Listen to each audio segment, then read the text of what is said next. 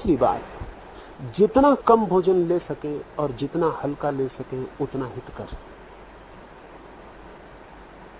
जितना अल्प ले सके और जितना हल्का ले सके, जो जितना कर सके, जिसको जितनी सुविधा हो वो उतना कम कर ले। जितना कम कर लेंगे उतना ध्यान की गति तीव्र सुगम हो जाएगी। क्यों? कुछ गहरे कारण हैं। हमारे शरीर की कुछ सुनिश्चित आदतें हैं।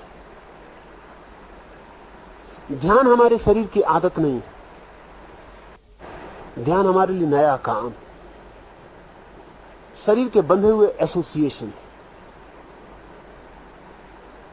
शरीर की बंधी हुई आदतों को अगर कहीं से तोड़ दिया जाए तो शरीर और मन नई आदत को पकड़ने में आसानी पाते।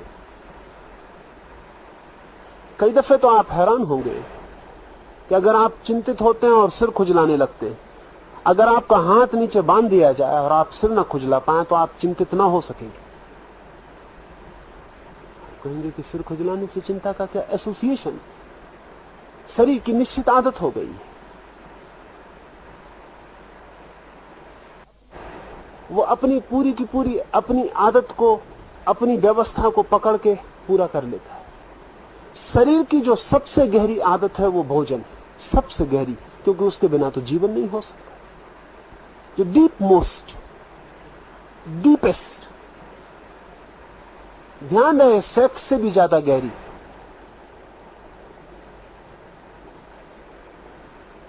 जीवन में जितनी भी गहराइयां हैं हमारे, उनमें सबसे ज्यादा गहरी आदत भोजन है। जन्म के पहले दिन से शुरू होती और मरने के आखिरी दिन तक चलती। जीवन का अस्तित्व उस पर खड़ा है, शरीर उस पर खड़ा है। इसलिए अगर आपको अपने मन और शरीर की आदतें बदलनी है तो उसकी गहरी आदत को एकदम शिथिल कर दे। उसके शिथिल होते से शरीर का जो कल तक का इंतजाम था वो सब अस्त व्यस्त हो जाएगा और उसकी अस्त व्यस्त हालत में आप नई दिशा में प्रवेश करने में आसानी पाएंगे, अन्यथा आप आसानी नहीं पाएंगे।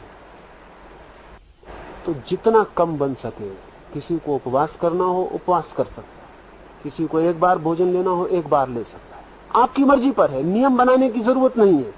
अपनी मर्जी से चुपचाप जितना कम से कम, न्यूनतम मिनिमम का ख्याल रखें।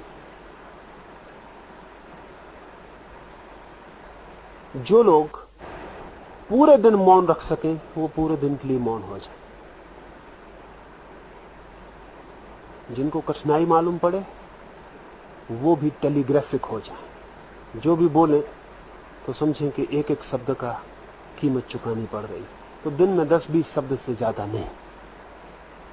बहुत जरूरी मालूम पड़े, जान पे ही आ बने तो ही बोले। जो पूरा मौन रख सकें उनके फायदे का तो कोई हिसाब नहीं। पूरा मौन रख सकें, कोई कठिनाई नहीं। एक कागज पेंसिल रख लें, जरूरत पड़े तो लिख के बता दें, कुछ जरूरत पड़े तो पूरे मौन हो जाए। मौन से आपकी सारी शक्ति भीतर इकट्ठी हो जाएगी, जिसे हमें ध्यान में आगे ले जाना। आदमी की कोई आधे से ज्यादा शक्ति उसके शब्द ले जाते। शब्द को तो बिल्कुल छोड़ दें।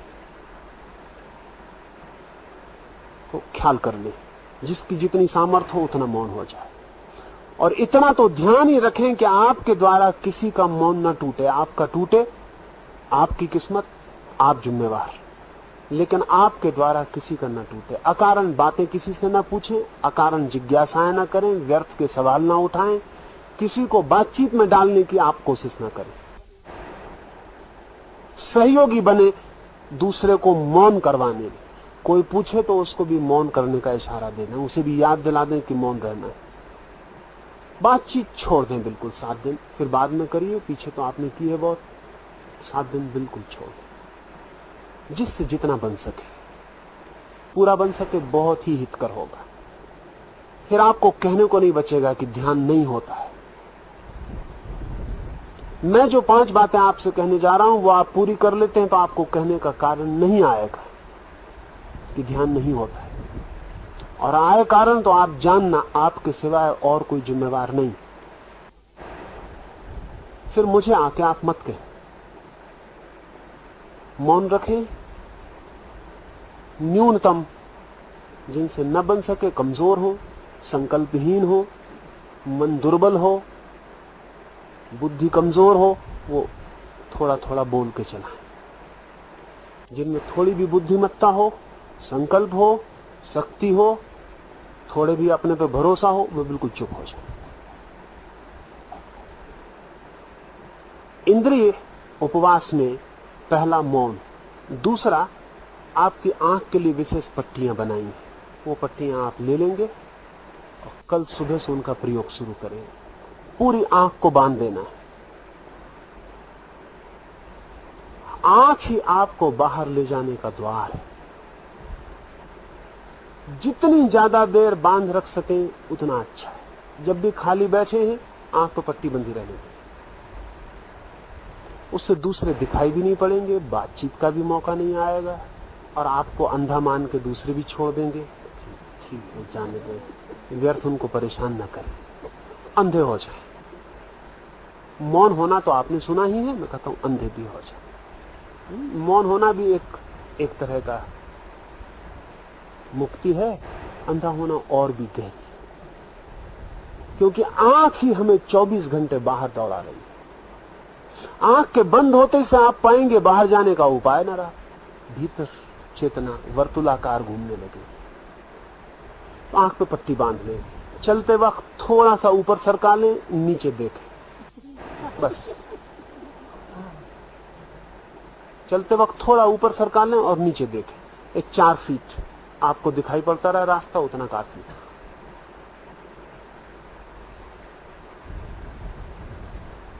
उसे बांध के ही पूरा वक्त गुजारे। जो रात उसको बांध के ही सो सके वो बांध के ही सोए। जिनको अड़चन मालूम हो वो निकाल दें। बांध के सोएंगे, नींद की गहराई में फर्क पड़ेगा। ये जो पट्टी है वो आप बाकी समय तो बांधे ही रखेंगे, सुबह यहां जब ध्यान होगा तब पट्टी बंधी रहेगी। सुबह के ध्यान में, दोपहर के मौन में पट्टी खुली रहेगी, लेकिन आप वहां से पट्टी बांध कर ही आएंगे, यहां चुपचाप पट्टी खोल कर रख लेंगे। दोपहर के घंटे भर के मौन में पट्टी खुली रहेगी। रात भी आप पट्टी बांध कर ही आएंगे, फिर रात के ध्यान में भी पट्टी खुली रहेगी।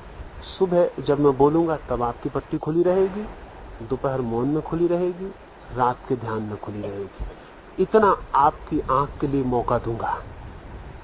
ये भी मौका इसलिए दूंगा कि ये भी आपको भीतर ले जाने में सहयोगी बन सके, तभी आपकी आंख को बाहर देखने का मौका देना, अन्यथा आपकी आंख को बंद रहे। और 7 दिन में आप हैरान हो जाएंगे कि मन के कितने तनाव आंख के बंद रहने से विदा हो जाते हैं, जिसकी आप अभी कल्पना नहीं कर सकते।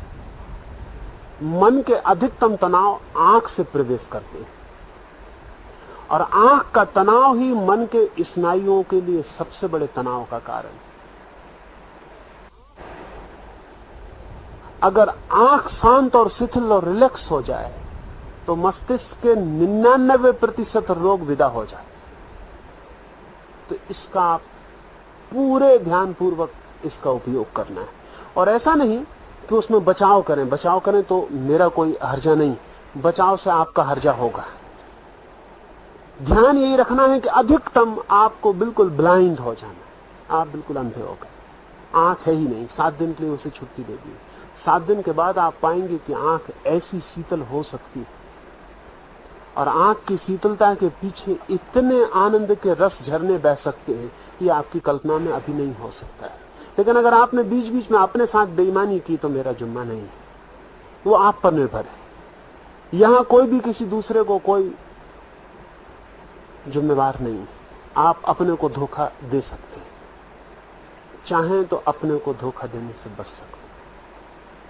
आंख की पट्टी के साथ ही आपके लिए कान के लिए भी कपास मिलेगा, वो दोनों कान पर लगा देना, कान को भी छुट्टी दे देना, इंद्रियों को उसी पट्टी के नीचे कान को भी बंद करके ऊपर से बांध देना। तो दूसरे आपके मौन में भी बाधा नहीं दे सकेंगे, देना भी चाहें तो भी नहीं दे सकेंगे, आप भी देना चाहें तो नहीं दे सकेंगे, क्योंकि दूसरे को अवसर देने का पाप भी नहीं लेना चाहिए।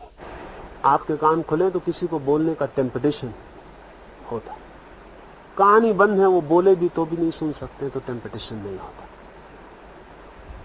तो कान भी बंद रखने। ये इंद्रिय उपवास, मौन, आंख और कान, ये तो पूरे समय, सिर्फ सुबह यहां जब मैं बोलूंगा तब आपको कान और आंख खुली रखनी है। दोपहर के ध्यान में आपको कान बंद रखना है, आंख खुली रखनी है। रात के ध्यान में आपको आंख खुली रखनी है, कान बंद रखना है। और पांचवी बात, ये चार और पांचवी अंतिम और सर्वाधिक जरूरी। ध्यान रहे, परमात्मा के मंदिर में केवल वही लोग प्रवेश करते हैं जो नाचते हुए प्रवेश करते हैं, जो हंसते हुए प्रवेश करते हैं, जो आनंदित प्रवेश करते हैं। रोते हुए लोगों ने परमात्मा के द्वार पर कभी भी मार्ग नहीं पाया है। इसलिए उदासी 7 दिन के लिए छोड़, प्रसन्न रहे, हंसे, नाच, आह्लादित रहे। चीयरफुलनेस पूरे वक्त आपके साथ हो। उठते बैठते एक मगन, एक धुन में मस्त, एक हर्षोन्माद, एक एक्सटेसी चढ़ी है, एक नशा। चल रहे हैं तो ऐसे नहीं कि जैसे हर कोई चलता है, चल रहे हैं तो ऐसे जैसे कि फकीर को, साधक को चलना चाहिए, नाचते हुए आनंद। दूसरे की फिक्र छोड़ दें। यहां हम आए ही इसलिए ताकि हम दूसरे की फिक्र छोड़ सकें।